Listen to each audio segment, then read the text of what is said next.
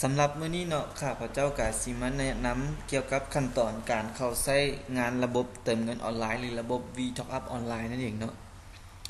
เราจะมาลองเข้าด้วย Google Chrome ตัวนี้เนาะเพราะว่าเห็นของหลายคนก็มี Google Chrome ตัวนี้เนาะมาฮอดหน้านี้เนาะเฮาก็มีแต่พิมพ์เว็บไซต์ของบริษัทเข้าไปเลย www.venturelavservice.com กด enter เข้าไป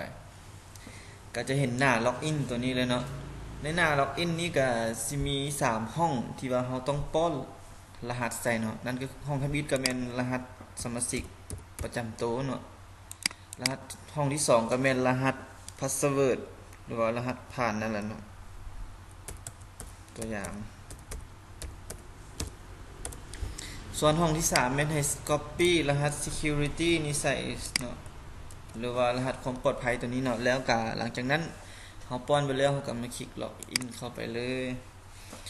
คลิกล็อกอินเข้ามาแล้วเราจะมาเจอหน้าสมาชิกหรือว่าหน้าเมมเบอร์ตัวนี้เนาะในหน้านี้เราจะมาเน้นเกี่ยวกับหัวข้อนี้เลยแก้ไขรหัสผ่านเนาะคลิกเข้าไปเลยในการแก้ไขรหัสผ่านนี้ก็สิมีแต่เท่านี้เนาะบ่ได้มีขั้นตอนซับซ้อนอย่างหลายเนาะเราก็ใส่รหัสเก่าตามด้วยรหัสใหม่ที่เราต้องการใส่เนาะแล้วก็